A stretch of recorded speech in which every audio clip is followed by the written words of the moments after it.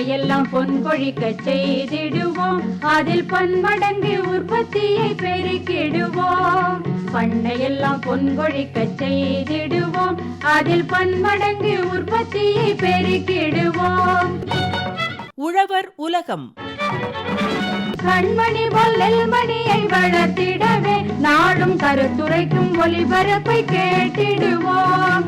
கண்மணி பொல்லல் மணியை வளர்த்திடவே நாடும் கருத்துரைக்கும் ஒலிபரப்பை கேட்டிடுவோம். உணவும் தொழிலும் தொடர் நிகழ்ச்சி.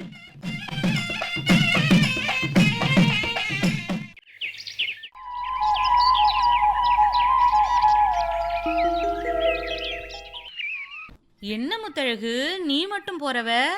எப்பவும் இந்த பக்கம் ஒன்று அந்த பக்கம் ஒன்றுன்னு மாட்டை ஓட்டிட்டு போவியே, தனியா போறவ? ஆமாங்க்கா, இன்னைக்கு எங்கள் அண்ணன் நேரத்தோட மாடுகளை மேய்ச்சலுக்கு ஓட்டிட்டு போயிட்டாரு. நான் முக்கியமான ஒரு சோழியா கடத்தரு வரைக்கும் போகிறேன். ஓ அப்படியா, நல்லதா போச்சு. நானும் அங்கன தான் போகிறேன். வா, சேர்ந்தே பேசிட்டே போவோம். அதுவும் சரிதான்க்கா. ஆமாம், நேத்திக்கே உங்களை உங்கள் மகன் ராசுவோட ஆஸ்பத்திரியில் பார்த்ததா அம்மா வந்து என்கிட்ட சொன்னாங்க. ஏங்க்கா, ராசுக்கு என்னாச்சு? உடம்புக்கு எதுவும் முடியலையா? அதை ஏன் கேட்குறப்போ, ரொம்ப நாளாவே இந்த பையன் ஸ்கூலை விட்டு வந்ததும் கால் வலிக்குதுன்னு அழுவான். நான் சரி ரொம்ப தூரம் நடந்து போகிறானே, அசதியில் வலிக்குது போலன்னு அலட்சியமாக விட்டுவிட்டேன்.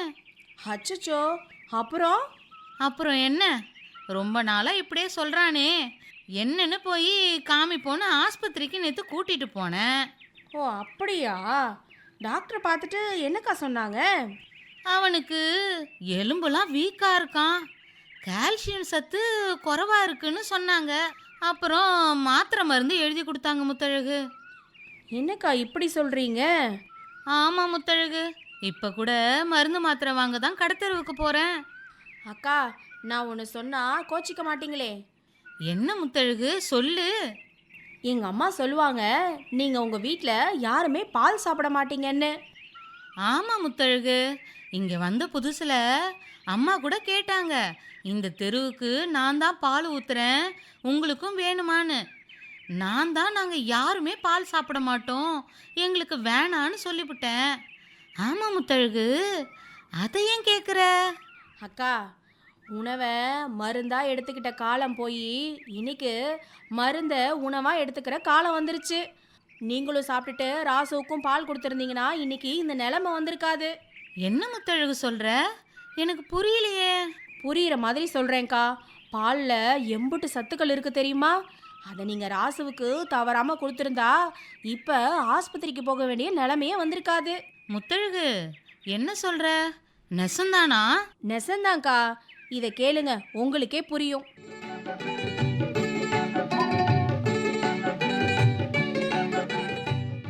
ஆரோக்கியமான வாழ்விற்கு பாலின் முக்கியத்துவம் குறித்து சென்னை அலமாதி உணவு மற்றும் பால்வள தொழில்நுட்ப கல்லூரி உதவி பேராசிரியர் டாக்டர் டி ராமசாமி அவங்க தான் தகவல்களை சொல்ல போறாங்க. கவனமா கேளுங்க. பாலானது மனிதர்கள் உட்பட பாலூட்டி சுரப்பிகளால் உற்பத்தி செய்யப்படும் ஒரு திரவமாகும். பொதுவாக தாய்ப்பால் குழந்தைகளுக்கு விருப்பமான உணவாக இருக்கிறது. பாலானது புரதம், கால்சியம், வைட்டமின்கள் மற்றும் தாதுப்புகள் நிறைந்த ஒரு ஊட்டச்சத்து மிக்க உணவுப் பொருளாக உள்ளது. இது எலும்பு, மூளை மற்றும் இதய ஆரோக்கியத்தை பராமரிக்க உதவுகிறது. மேலும் பால் இயற்கையாகவே வலுவூட்டப்பட்ட விட்டமின் டியை கொண்டுள்ளதால் இது எலும்பு, தசை மற்றும் இதயம் ஆரோக்கியத்திற்கு மிகவும் இன்றியமையாத உணவாகும். மேலும் இது செரிமானத்திற்கு உதவுவதோடு மட்டுமில்லாமல் உடலில் உள்ள கெட்ட கொழுப்பை குறைத்து நல்ல கொழுப்பை அதிகரிக்கவும் செய்கிறது. குழந்தைகள் முதல் பெரியவர்கள் வரை பால் குடிப்பது உடல் நலத்தை மேம்படுத்தி பல நோய்களிலிருந்து பாதுகாக்க உதவுகிறது. பாலில் பல வகைகள் உள்ளன. அவற்றில் உள்ள கொழுப்பு மற்றும் கொழுப்பு இல்லாத திடப்பொருட்களின் அளவு பற்றி காண்போம். முழு அளவிலான கொழுப்பு பாலில் கொழுப்பு 6% உள்ளது. கொழுப்பில்லாத திடப்பொருளின் அளவு 9% உள்ளது. எருமைப்பாலில் 5% அளவு கொழுப்பு உள்ளது. அதேபோல் 9% அளவு கொழுப்பு இல்லாத திடப்பொருள் உள்ளது. நிலைநிறுத்தப்பட்ட பாலில் 4.5% கொழுப்பு உள்ளது. 8.5% கொழுப்பு இல்லாத திடப்பொருட்கள் உள்ளது. பசும்பாலில் 3.5% அளவில் கொழுப்பு உள்ளது. 8.5% அளவில் கொழுப்பில்லா திடப்பொருள் உள்ளது. அதேபோல் டோண்டு மில்க் எனப்படும் கொழுப்பு குறைந்த பாலில் 3% அளவு கொழுப்பு உள்ளது. 8.5% கொழுப்பில்லா திடப்பொருள் அளவு உள்ளது. அதேபோல் டபுள் டோண்டு மில்க் கொழுப்பு குறைந்த பாலில் 1.5% அளவு கொழுப்பு உள்ளது. கொழுப்பில்லா திடப்பொருள் அளவு 8.5% உள்ளது. மேலும் கொழுப்பு நீக்கப்பட்ட பால் ஒன்று உள்ளது. அதில் 0.5% குறைவாக கொழுப்பு உள்ளது. ஆனால் கொழுப்புள்ள திடப்பொருளின் அளவு 8.7% அளவாக உள்ளது. இப்பொழுது பாலில் உள்ள ஊட்டச்சத்துக்கள் பற்றி விரிவாக காண்போம். பால் நமக்கு பல வகைகளில் பயன்படுகிறது. முக்கியமாக முதலில் ஆற்றல் தரும் ஊட்டச்சத்து பற்றி பார்ப்போம்.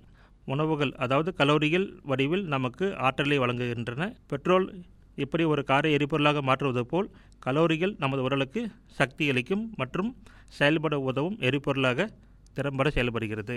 பால் பல வைட்டமின்கள் மற்றும் தாதுக்களின் நல்ல மூலமாக இருப்பதால் அதன் ஆற்றல் உள்ளடக்கத்துடன் ஒப்பிடும்போது ஊட்டச்சத்து அடர்த்தியானது என்று கூறலாம். அதிக கலோரி பால் குழந்தைகள் மற்றும் இளம் பருவத்தினர் போன்ற அதிகரித்த ஆற்றல் தேவைகளை கொண்டவர்களுக்கும் அல்லது ஊட்டச்சத்து அடர்த்தியான உணவுகள் தேவைப்படுபவர்களுக்கு, எடுத்துக்காட்டாக வயதானவர்கள் போன்றவர்கள் மிகவும் பொருத்தமான உணவாக உள்ளது. குறைந்த கலோரி பால் பெரும்பாலான மக்களுக்கு ஏற்றது மற்றும் எடை இழப்புக்கு பங்களிப்பதாக கலோரி கட்டுப்படுத்தப்பட்ட உணவின் ஒரு பகுதியாக உட்கொள்ளும் போது இது மிகவும் பயனுள்ளதாக உள்ளது.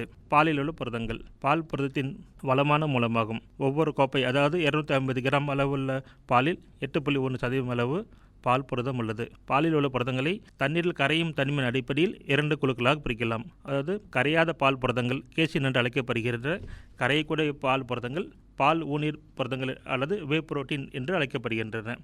பால் புரதங்களின் 2 குழுக்களும் சிறந்த தரம் வாய்ந்ததாக கருதப்படுகின்றன. அதிக அளவு அத்தியாவசியமான அமினோ அமிலங்கள் மற்றும் நல்ல செரிமானத்துடன் கூடிய புரதங்கள் பாலில் உள்ளன. பாலில் அதிக அளவு கேசின் என்னும் புரதம் உள்ளது. அது 80% அளவு பாலில் உள்ளது. இது உண்மையில் பல்வேறு புரதங்களின் குடும்பமாகும். அதாவது இதில் ஆல்பா கேசின், பீட்டா கேசின், கப்பா கேசின் போன்ற கேசினில் பல வகைகள் பாலில் உள்ளது. கேசினின் ஒரு முக்கியமான பண்பு கால்சியம் மற்றும் பாஸ்பரஸ் போன்ற தாது உப்புகளை உறிஞ்சுதலை அதிகரிக்கும் திறன் ஆகும். இது இரத்தத்தின் அளவை குறைக்கவும் உதவுகிறது.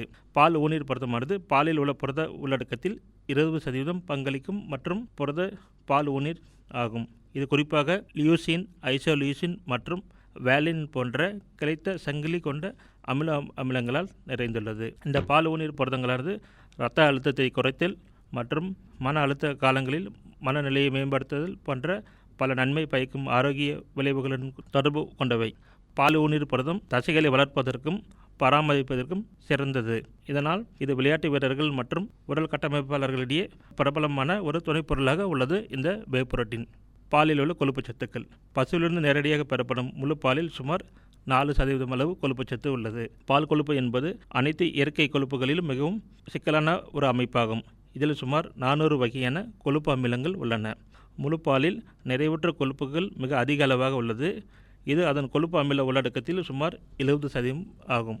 நிறைவுறாத கொழுப்புகள் குறைந்தபட்ச அளவு பாலில் உள்ளன. மொத்த கொழுப்பு உள்ளடக்கத்தில் இதன் அளவு சுமார் 2.3% ஆகும். ஒற்றை நிறைவுறாத கொழுப்புகள் மீதமுள்ளவை. மொத்த கொழுப்பு உள்ளடக்கத்தில் சுமார் 28% ஆகும். கூடுதலாக பாலில் இயற்கையாகவே டிரான்ஸ் கொழுப்புகள் காணப்படுகின்றன. அடுத்தது கார்போஹைட்ரேட்டுகள் என்னும் மாவுச்சத்து. பாலில் உள்ள கார்போஹைட்ரேட்டுகள் முக்கியமாக எளிய சர்க்கரை லாக்டோஸ் வடிவத்தில் உள்ளன. இது பாலில் சுமார் 5% ஆகும். உங்கள் செரிமான அமைப்பில் லாக்டோஸ், குளுக்கோஸ் மற்றும் கேலக்டோஸாக உடைகிறது. இவை உங்கள் இரத்த ஓட்டத்தில் உறிஞ்சப்படுகின்றன. அந்த நேரத்தில் உங்கள் கல்லீரல் கேலக்டோஸை குளுக்கோஸாக மாற்றி நமக்கு உடலுக்கு ஆற்றலை தருகிறது. அடுத்த பாலில் மேலும் வைட்டமின்கள் மற்றும் தாது உப்புக்கள் உள்ளது. வைட்டமின்கள் பொறுத்தவரை 2 வகை வைட்டமின்கள் உள்ளன. ஒன்று கொழுப்பில் கரையக்கூடிய வைட்டமின்கள், இன்னொரு வகை நீரில் கரையக்கூடிய வைட்டமின்கள். கொழுப்பில் கரையக்கூடிய வைட்டமின்களில் வைட்டமின் ஏ மற்றும் வைட்டமின் டி உள்ளது. வைட்டமின் ஏ பொறுத்தவரை இது நல்ல பார்வை, நோய் எதிர்ப்பு சக்தி மற்றும் உடல் திசுக்களின் இயல்பான வளர்ச்சிக்கு இந்த வைட்டமின் ஏ மிகவும் தேவைப்படுகிறது. வைட்டமின் டி பொறுத்தவரை இது கால்சியம் மற்றும் பாஸ்பரஸை உறிஞ்சுவதில் முக்கிய பங்கு வகிக்கிறது மற்றும் ஆரோக்கியமான எலும்புகள் மற்றும் பற்களுக்கு மிகவும் அவசியமான ஒன்றாகும். நீரில் கரையக்கூடிய வைட்டமின்களில் பி வைட்டமின்கள் பாலில் அதிக அளவு உள்ளது.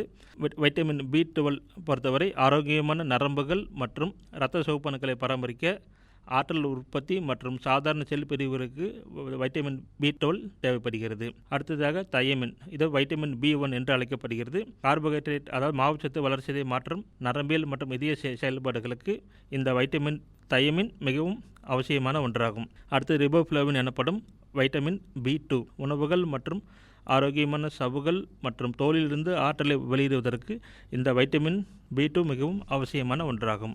அடுத்து நியாசின் எனும் வைட்டமின். நியாசின் ஆற்றல் வளர்ச்சிதை மாற்றத்தில் ஈடுபட்டுள்ளது. குழந்தைகள் மற்றும் பெரியவர்களுக்கு பரிந்துரைக்கப்பட்ட அளவானது 6.6 மில்லிகிராம் மற்றும் பால் ஒரு நபருக்கு நியாசினுக்கு தினசரி தேவையில் 3% வழங்குகிறது. ஃபோலேட் என்பது செல் பிரிவு மற்றும் திசுக்களின் சரியான வளர்ச்சிக்கு அவசியமான ஒரு முக்கியமான வைட்டமின் ஆகும். அடுத்ததாக பைரிடாக்சின் எனப்படும் வைட்டமின் B6. இந்த வைட்டமின் B6 என்பது புரத வளர்ச்சிதை மாற்றத்தில் ஈடுபடும் ஒரு அத்தியாவசியமாக வைட்டமின் ஆகும். மேலும் இது இரத்த சிவப்பணுக்கள் உருவாவதற்கும் ஆரோக்கியமான நோய் எதிர்ப்பு மற்றும் நரம்பு மண்டலத்தை பராமரிப்பதற்கும் தேவைப்படுகிறது. இந்த வைட்டமின் B6 பாலில் சிறிய அளவில் மட்டுமே காணப்படுகிறது. வைட்டமின் C இரத்த நாளங்கள், குருத்தெலும்பு, தசை மற்றும் எலும்புகளின் சரியான அமைப்பு மற்றும் பராமரிப்பிற்கு தேவைப்படுகின்றன. அடுத்து தாதுப்புகளை பொறுத்தவரையில் பாலில் கால்சியம், துத்தநாகம், பாஸ்பரஸ், பொட்டாசியம் இவை உள்ளன. பால் கால்சியத்தின் ஒரு முக்கிய மூலப்பொருளாகும். இது பற்கள் மற்றும் எலும்புகளின் ஆரோக்கியமான வளர்ச்சி மற்றும் பராமரிப்புக்கு அவசியமான ஒன்று. இரத்த உறைவு மற்றும் தசை சுருக்கத்தில் இது ஒரு முக்கிய பங்கு வகிக்கின்றன. துத்தநாகம் பொறுத்தவரை துத்தநாகம் உடலில் உள்ள பல நொதிகளின் ஒரு அங்கமாகும். இதன் பங்கு தொற்றுகளை எதிர்த்து போராடுவது, வளர்ச்சி, காயம் குணப்படுத்துதல் மற்றும் நமது சுவை உணர்வுக்கு இது முக்கிய பங்காற்றுகிறது. பாஸ்பரஸின் முக்கிய ஆதாரங்கள் பால் மற்றும் பால் பொருட்களிலிருந்து வருகின்றன. இது உடலில் இரண்டாவது மிகுதியான கனிமமாகும் மற்றும் கால்சியம் புரத வளர்ச்சிதை மாற்றத்தில் முக்கிய பங்கு வகிக்கின்றன. ஆரோக்கியமான எலும்புகள் மற்றும் பற்கள், செல் சவ்வு அமைப்பு, திசு வளர்ச்சி மற்றும் உடலில் pH அளவை ஒழுங்குபடுத்துவதற்கு இந்த பாஸ்பரஸ் மிகவும் முக்கியமான ஒன்றாகும். அடுத்ததாக பொட்டாசியம் எனும் தாதுப்பு. பொட்டாசியம் உடலில் உள்ள செல்களின் திரவத்தில் முக்கியமாக உள்ளது மற்றும் திரவ சமநிலை, தசை சுருக்கம், நரம்பு கடத்தல் மற்றும் இதயத்தின் சரியான செயல்பாட்டிற்கு இது மிக முக்கியமான ஒன்றாகும். இது மட்டுமல்லாமல் பாலில் மிக குறைந்த அளவு சோடியம், செலினியம் மற்றும் இரும்புச்சத்து போன்ற தாது உப்புக்கள் உள்ளன. உடலின் ஆரோக்கியத்தில் பல பங்கு வகிக்கிறது. எலும்பு பொறுத்தவரையில் கால்சியம் என்பது வலுவான எலும்புகள் மற்றும் பற்கள், தசை இயக்கம் மற்றும் நரம்பு சமிக்கைகளுக்கு அவசியமான ஊட்டச்சத்தாகும். எலும்பு முறிவுகள் மற்றும் ஆஸ்டியோபோரோசிஸை தடுக்க போதுமான கால்சியம் உட்கொள்ள சுகாதார அமைப்பு பரிந்துரைக்கிறது. பாலில் கால்சியம் அதிக அளவு உள்ளதால் இது எலும்பு ஆரோக்கியத்திற்கு நன்மை பயக்கும் மற்றொரு ஊட்டச்சத்தாகும். இதய ஆரோக்கியத்தை பொறுத்தவரையில் பால் பொட்டாசியத்தின் ஒரு மூலப்பொருளாகும். இது இரத்த நாளங்களை விரிவுபடுத்தவும் இரத்த அழுத்தத்தை குறைக்கவும் உதவுகிறது. சோடியம் அதாவது உப்பு உட்கொள்ளலை குறைப்பதோடு கூடுதலாக பொட்டாசியத்தை உட்கொள்வது இரத்த அழுத்தத்தை குறைத்து இதய நோய் மற்றும் பக்கவாதம் போன்ற நோய்களை ஏற்படாமல் அபாயத்தை குறைக்கவும் இந்த பொட்டாசியம் பயன்படுகிறது. போதுமான வைட்டமின் D அளவுகள் செரோட்டோனினின் உற்பத்தி அதிகரிக்கின்றன. இது மக்கள் மனநிலை, பசி மற்றும் தூக்கத்துடன் தொடர்புடைய ஒரு ஹார்மோன் ஆகும். தசை வளர்ச்சியை பொறுத்தவரையில் பசுவின் பால் பசுக்களின் குட்டிகள் வேகமாக வளர உதவுகிறது. எனவே பசுவின் பால் தசை வளர்ச்சிக்கு உதவும் என்பது அர்த்தமுள்ளதாக இருக்கிறது. பசுவின் பால் உயர்தர புரதத்தின் ஒரு வளமான மூலப்பொருளாகும். இதில் அனைத்து அத்தியாவசிய அமினோ அமிலங்கள் உள்ளன. முழுமையான பால் நிறைவுற்ற கொழுப்பு வடிவில் ஆற்றலின் வளமான மூலமாகும். மேலும் இது தசை ஆற்றலுக்கு பயன்படுத்துவதை குறைந்த கொழுப்புள்ள பாலின் நன்மைகளை வழங்குவது மட்டுமல்லாமல் குறைந்த கொழுப்பையும் வழங்க முடியும். என்ன பட்டக்கா, ஆரோக்கியமான வாழ்விற்கு பாலின் முக்கியத்துவம் குறித்து சென்னை அலமாதி உணவு மற்றும் பால்வள தொழில்நுட்ப கல்லூரி உதவி பேராசிரியர் டாக்டர் D ராமசாமி அவங்க சொன்ன தகவல்களை கேட்டீங்களா? இப்ப சொல்லுங்க. கேட்ட முத்தழகு, நல்லாவே கேட்டேன். பால்ல எம்புட்டு சத்துக்கள் இருக்கு, இம்புட்டு நாளா இது தெரியாம இருந்திருக்கேனே. ஆமாக்கா, பாலில் புரதம், கால்சியம், அமினோ அமிலங்கள் இப்படி ஏகப்பட்ட சத்துக்கள் இருக்குது. இந்த பாலை நம்ம குடிக்கிறதுனால எலும்பு சம்மந்தப்பட்ட நோய்களும் இருதய சம்மந்தப்பட்ட நோய்களும் நமக்கு வரவே வராது. ஆமாம் முத்தழகு, நானும் அந்த விவரத்தெல்லாம் கேட்டேனே. எலும்புகளை வலுவாக்கக்கூடிய கால்சியம் சத்து இதில் மிகுதியாக இருக்காமே. ஆமாக்கா, இனி நீங்கள் கண்டிப்பாக ராசுக்கு தினமும் காலையிலையும் மாலையிலையும் பால் குடிக்க கொடுங்க. கண்டிப்பா.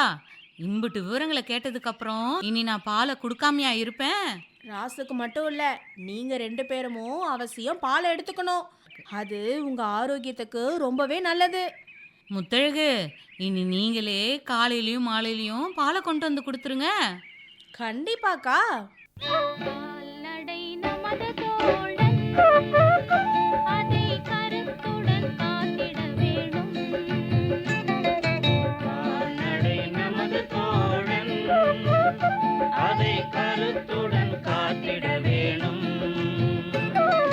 பால் வளம் பெருகிட செய்யும் தாய் பசுவால் நலன் பல கிட்டும்.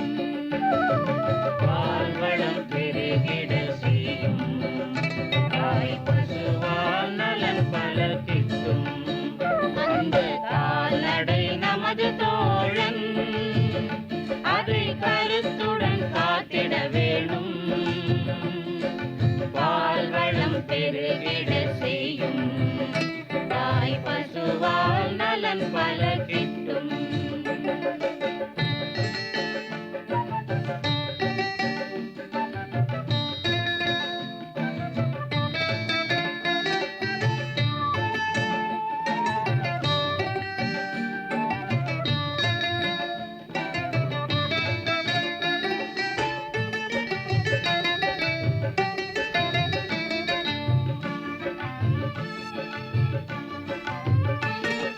நாட்டில் நடமாடும் செல்வம் அவை நம் வறுமையை என்றும் வெல்லும். நாட்டில் நடமாடும் செல்வம் அவை நம் வறுமையை என்றும் வெல்லும். மாட்டையும் மாட்டையும் வளர்ப்போம், நல்ல மாற்றத்தை படைத்திட உழைப்போம். மாட்டையும் மாட்டையும் வளர்ப்போம், நல்ல மாற்றத்தை படைத்திட உழைப்போம். அந்த கால்நடை நமது தோழன் அதை கருத்துடன் காத்திட வேணும். பால்வளம் பெருகிட செய்யும் தாய் பசுவால் நலன் பல கிட்டும்.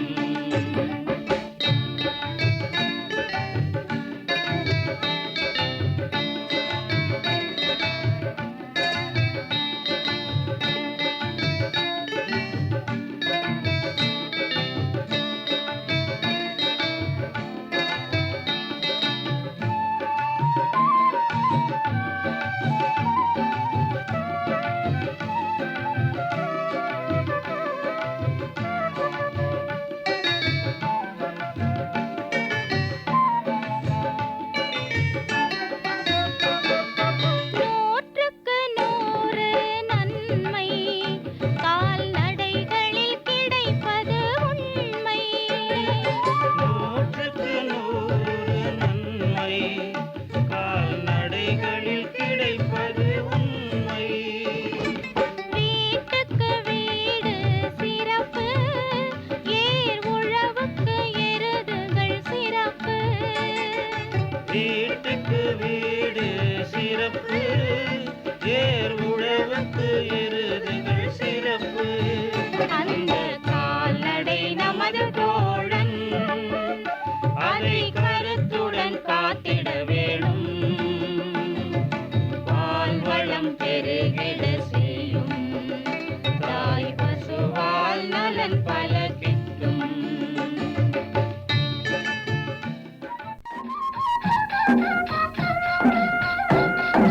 அடுத்து வருவது வேளாண் செய்திகள்.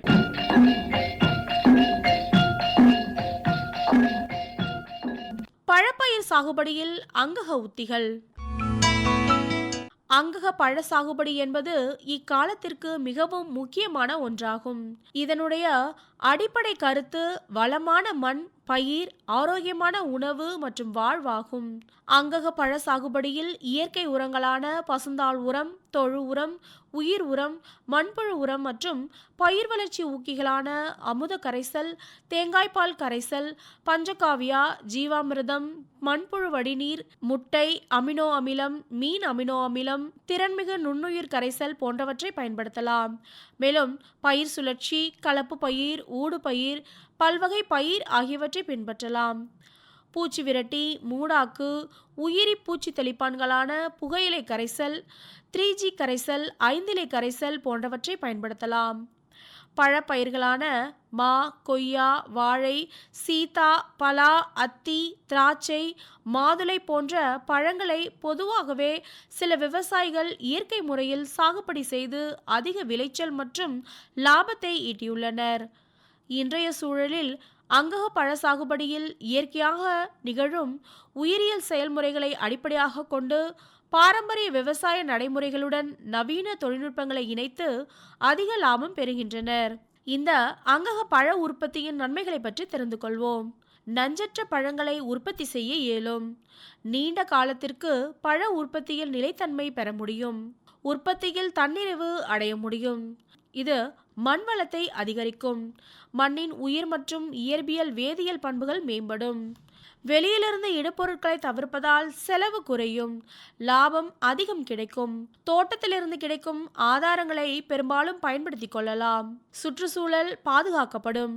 அங்கக வேளாண்மை மூலம் நன்மை தரும் பூச்சிகளான ஒட்டுண்ணிகளின் எண்ணிக்கையை அதிகரித்து அதன் மூலம் பழ மரங்களுக்கு தீங்கு விளைவிக்கும் பூச்சிகளின் எண்ணிக்கையை குறைக்கலாம். அங்கக பழ சாகுபடியில் 2-3 ஆண்டுகளுக்கு பிறகு நிலையான லாபம் ஈட்டலாம். மனித ஆரோக்கியத்திற்கு இது மிகவும் நல்லது. இயற்கை திரவ உரங்களின் பயன்பாடு பற்றி தெரிந்து கொள்வோம். ஜீவாமிர்தம் ரசாயன உரங்களுக்கு மாறாக ஒரு சிறந்த இயற்கை உரம் ஜீவாமிர்தம் மற்றும் கன ஜீவாமிர்தம் ஆகும். இது மரங்களுக்கு தேவையான இயற்கை carbon, nitrogen, phosphorus, potassium, calcium மற்றும் பல ஊட்டச்சத்துக்களை அளிக்கும். மண்ணில் உள்ள நுண்ணுயிர்களின் அளவை அதிகரித்து வளத்தை பெருக்கி உயிர்களின் வளர்ச்சிக்கு உதவும். இதனை நீர்ப்பாசனத்தின் வழியாக மரங்களுக்கு அளிக்கலாம். 15 நாட்களுக்கு ஒரு முறை 200 லிட்டர் ஜீவாமிர்தத்தை நீர் வழியாக ஒரு ஏக்கரில் உள்ள பயிர்களுக்கு அளிக்கலாம். பிஜாமிர்தம் அங்கக விவசாய முறைக்கு மிகவும் உகந்தது.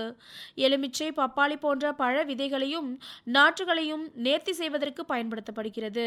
இளம் வேர்களை பூஞ்சை நோயிலிருந்து பாதுகாக்கும். விதைகளை நடுவதற்கு முன்பாக இந்த பிஜாமிர்தத்தில் கலந்து நன்கு உலர்த்தி நடவு செய்தால் நன்கு முளைக்கும். 15 நாட்களுக்கு ஒரு முறை 3% இலை வழியாக அளிக்க வேண்டும். அடுத்ததாக பஞ்சகாவியாவில் நைட்ரஜன், பாஸ்பரஸ், பொட்டாசியம் போன்ற சத்துக்களும் நுண்ணூட்ட சத்துக்களும் வளர்ச்சி ஹார்மோன்களான இண்டோல் அசிட்டிக் அமிலம், ஜிப்ரலிக் அமிலமும் உள்ளன.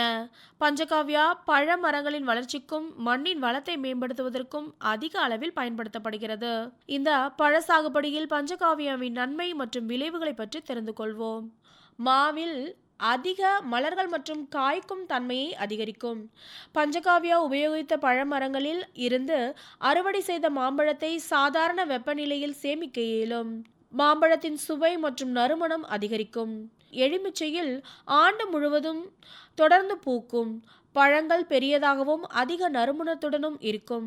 பழத்தின் சேமிப்பு காலம் நீட்டிக்கப்படுகிறது. கொய்யாவில் பழங்கள் ஒரே மாதிரியான அளவுகளுடன் தரமானதாக இருக்கும். பழங்களின் இனிப்பு சுவையை அதிகரிக்கும். வாழையில் பாசன நீரின் வாயிலாக பஞ்சகாவியாவை அளிக்கலாம். வாழைத்தாரின் கடைசி சீப்பு வந்தவுடன் முனையில் உள்ள ஆண் மொட்டை அகற்றி 3% பஞ்சகாவியா கரைசலை வாழைத்தாரின் முனையில் கட்டினால் தாரின் அளவு சீராக இருக்கும். மேலும் ஒரு மாதத்திற்கு முன்பே அறுவடைக்கு வந்துவிடும். பழங்களின் அளவு தாரின் மேலிருந்து கீழ்வரை ஒரே மாதிரி இருக்கும். மேலும் நறுமணத்துடன் மிகவும் சுவையாகவும் இருக்கும். பஞ்சகாவியா அனைத்து பழமரங்களுக்கும் 30% அளவில் இலை வழியாக தெளிக்க பரிந்துரைக்கப்படுகிறது. பண்டைய விஞ்ஞானம் ஹோமோதெரபியின் மூலம் தாவரங்கள் மற்றும் மண்ணுக்கு 75%க்கும் அதிகமான ஊட்டச்சத்து வளிமண்டலத்தின் வழியாக கிடைக்கிறது என்று கூறுகிறது.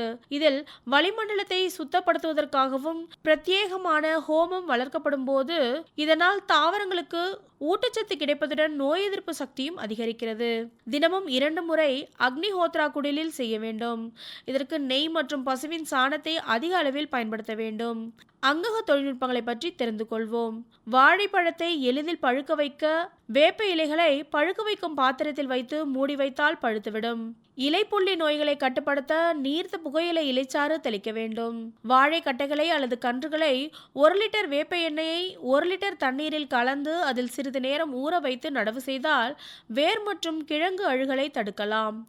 வாழையில் நல்ல விளைச்சலுக்கு நிலக்கடலை புண்ணாக்கு பயன்படுத்தலாம்.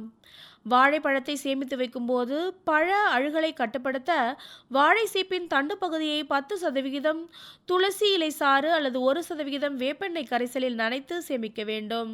வாழையில் காற்றினால் ஏற்படும் சேதத்தை தடுக்க அகத்தி மரங்களை வாழை வயல்களை சுற்றி தடுப்பு பயிராக அமைக்கலாம். அடுத்ததாக தத்துப்பூச்சியினை கட்டுப்படுத்த வேப்ப எண்ணெய் பயன்படுத்தலாம்.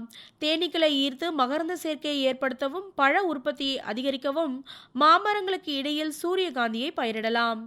மாங்கனியை எளிதில் பழுக்க வைக்க ஆவாரம் செடியின் கிளைகளை தரையில் பரப்பி அதில் மாங்காயை வைத்து பின்பு அதற்கு மேல் மறுபடியும் ஆவாரம் செடியின் கிளைகளை வைக்கலாம். அடுத்ததாக திராட்சை. கடலை புண்ணாக்கை தண்ணீரில் ஊற வைத்து அதனை தண்ணீரில் கலந்து ஒரு குழிக்கு ஒரு வாளி ஊற்றினால் பழங்களின் தரம் மற்றும் விளைச்சல் நன்றாக இருக்கும்.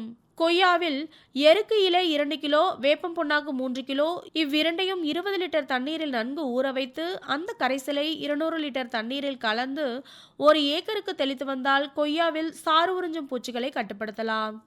பூ உதிர்வதை தடுக்க 1 மாதத்திற்கு 1 கூடை பன்றி எருவை இடலாம். நூற்புழு தாக்குதலை கட்டுப்படுத்த வேப்பம் இலைகளை பொடி செய்து ஒரு மரத்திற்கு 500 கிராம் என்ற அளவில் இட வேண்டும். அடுத்ததாக கொடை ஆரஞ்சு. கற்றாழை செடிகளை சிறு துண்டுகளாக வெட்டி பூ பூக்கும் போது மரத்தை சுற்றி 2 அடி சுற்றளவிற்கு பரப்பினால் பூஞ்சை நோயை கட்டுப்படுத்தலாம். ஆரஞ்சு விதைகளை சாம்பலில் கலந்து நடவு செய்து எறும்பு தாக்குதலை தவிர்க்கலாம். உணவு உத்தரவாதத்தை உறுதி செய்யவும் நஞ்சில்லா உணவு உற்பத்திக்கும் நோயில்லா மனித சமுதாயத்தை அமைத்திடவும் எதிர்கால சந்ததியினருக்கு வளமான மண்ணையும் சூழலையும் ஏற்படுத்துவதற்கும் அங்கக பழ சாகுபடி காலத்தின் கட்டாயமாகும்.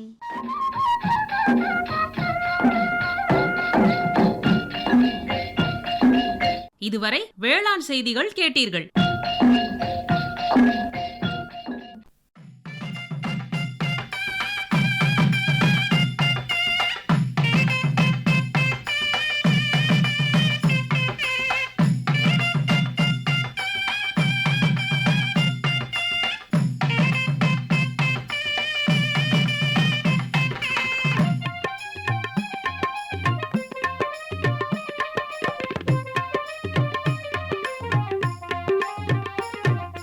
மண்ணின் வளத்தை மிகவும் கூட்டி மகசூல் பெருகச் செய்திடவே நுண்ணுயிர் உரங்கள் உண்மையிலேயே உயிர் உரமாக செயல்படுமே. மண்ணின் வளத்தை மிகவும் கூட்டி மகசூல் பெருகச் செய்திடவே நுண்ணுயிர் உரங்கள் உண்மையிலேயே உயிர் உரமாக செயல்படுமே.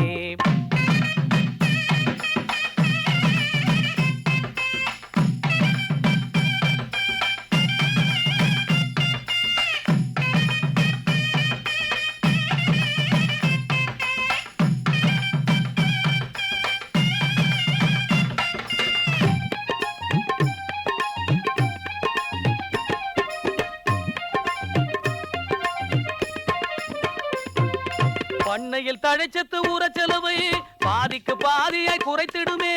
பண்ணையில் தழைச்சத்து உரச்செலவை பாதிக்கு பாதியாய் குறைத்திடுமே. பயிர் வளர்ச்சியில் பூச்சி தாக்காம பாதுகாப்பு பலன் தந்திடுமே. பயிர் வளர்ச்சியில் பூச்சி தாக்காம பாதுகாத்து பலன் தந்திடுமே.